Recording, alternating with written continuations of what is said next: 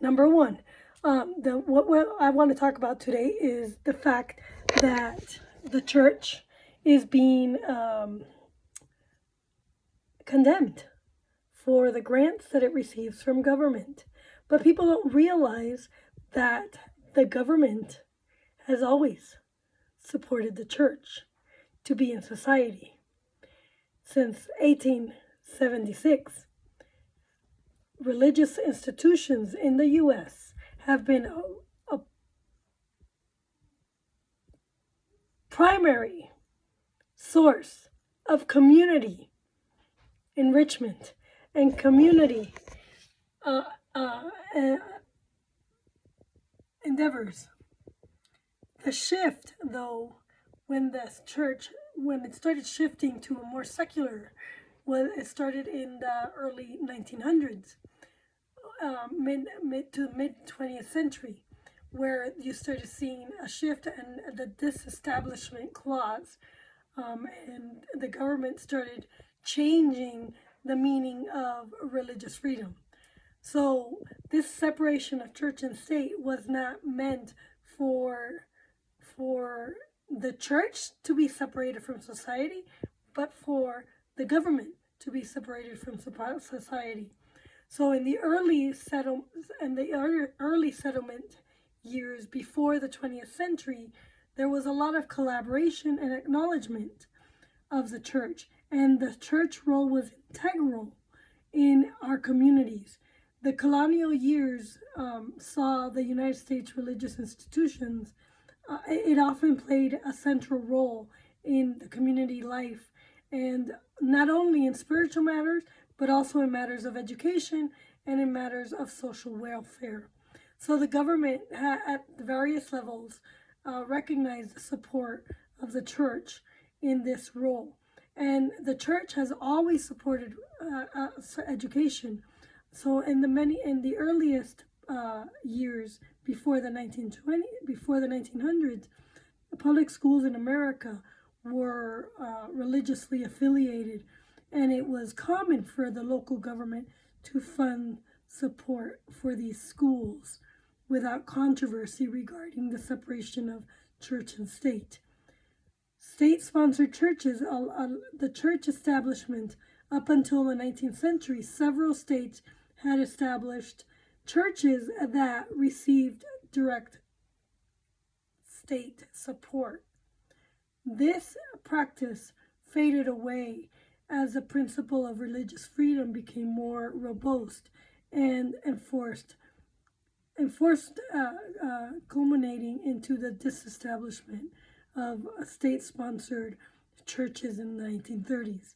So by the 1940s, the court had reinterpreted the First Amendment rule in Board of Education, and that's when they defined the separation of church and state, which was a fallacy, and it was just in dicta. It wasn't really a precedent, but in a way they did set a precedent for this separation of church and state in 1947. Excuse me. It was Emerson versus Board of Education. So they established like a strict scrutiny on the separation of church and state, and that was erroneously done. Those were judges who were making a law. Then you had in 1962 the school prayer and Bible reading, and again they reinforced their interpretation of church and state. And then the charitable choice of faith and based initiatives. Then in 1996, again, we had welfare reform, and this policy allowed the church organizations to be funded by the federal government, providing that they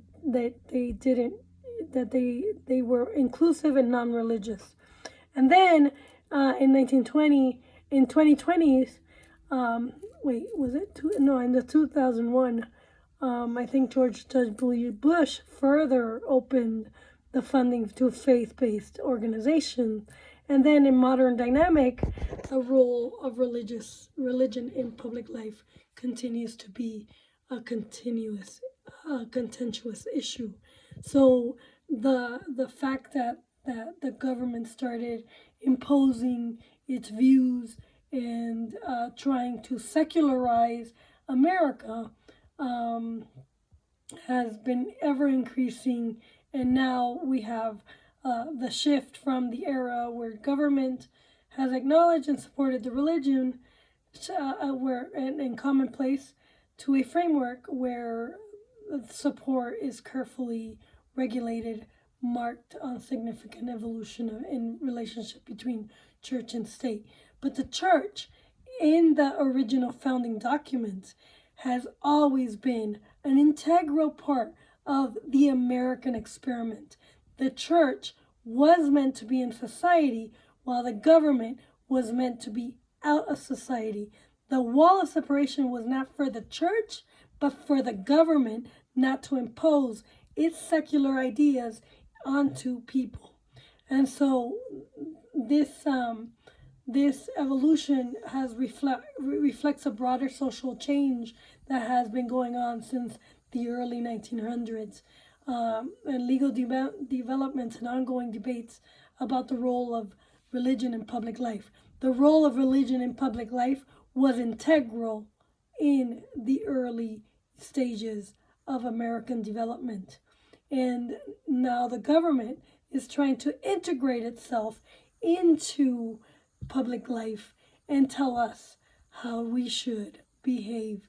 And that is where we need to put a stop, because in the early years, the main purpose of our First Amendment freedoms is that the government protect the church role and responsibility in our communities.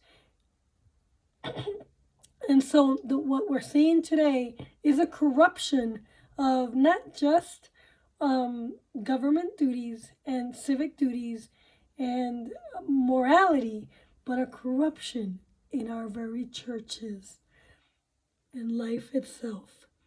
So I am signing off. This is Marla Fernandez with important thoughts